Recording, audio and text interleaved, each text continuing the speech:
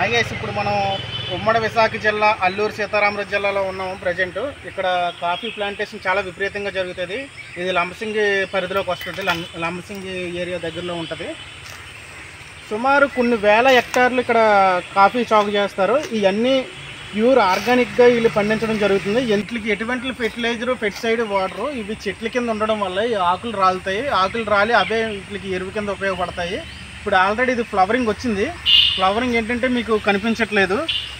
ఇదిగండి already flower start అయింది చూడండి. ఒక్కొక్క అంటే కణుపుకి మధ్య అంటే ఒక ఆకు ఉంటుంది కదా, ఆకులోని 4-5 ఫ్లవర్స్ ఉంటున్నాయి ప్రతి దిక్కున. అంటే మనకి సరిగ్గా కనిపించట్లేదు. ఇవి కొంచెం పెద్దవి అయితేనే తప్ప మనకి పూర్తిగా కనిపించదు. ఇవన్నీ ప్యూర్ ఆర్గానిక్వి. కాకపోతే మనం కాఫీని డైరెక్ట్గా పొడి చేసుకొని తీసుకోలేము. దాంట్లో మళ్ళీ చకోరీ 60% కలపాలి. లేదంటే కాఫీ ఏమవుతుందంటే కాఫీ పౌడర్ కొంచెం గట్టిపడిపోతుంది. గట్టిపడిపోవడం వల్ల మనకి పాల్లోనే కరగదు. దాంతోపాటు చేదుగా ఉంటుంది. మనం డైరెక్ట్గా తీసుకోలేము. దానికోసం చకోరీ కలుపుతారట 60%. నాకు కూడా దాని గురించి పూర్తిగా తెలీదు. నాకు తెలిసిన ఇన్ఫర్మేషన్ ప్రకారం మీకు చెప్తున్నాను. కాకపోతే ఎటు చూసినా కొండ చివరి వరకు మనం కావాలని ఇప్పుడు వెళ్దామైనా సరే ఎక్కలేమో, పైకి అంత చివరి వరకు ఉంటాయి. ఈ మధ్యలోనేమో చెట్లు, అంటే వీటికి నీడ కోసం వేశారు కదా చెట్లు, ఆ చెట్లకి మళ్ళీ మిరియాల పాదులు పాకిస్తారు. ఇప్పుడు మనకు కనిపిస్తున్నాయి కదా, ఈ పాదులు వచ్చేసరికి మిరియాల పాదులే. చూడండి దగ్గర నుంచి చూపిస్తాను. మిరియాల పాదు ఎలా ఉంటుందంటే తమలపాకు పాదు టైప్లోనే ఉంటుంది. చూడండి ఒకసారి.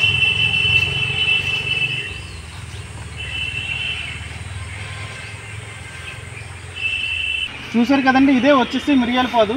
ఇది ఫస్ట్లోనే నాటుకున్నది.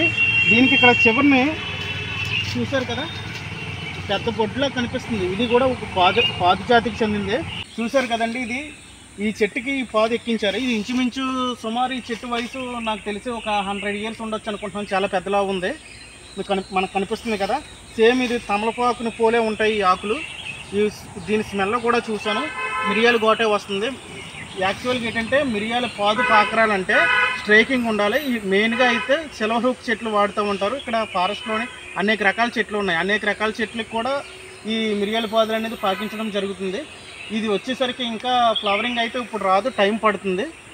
కాకపోతే ఇది కూడా ఈతగేల టైప్లోనే స్ట్రైట్గా ఇంత పొడవు అయితే గెల రావడం జరుగుతుంది. నేను మిరియాల ఫొటోస్ కూడా మీకు చూపిస్తాను ఏ విధంగా ఉంటాయో ఏంటో.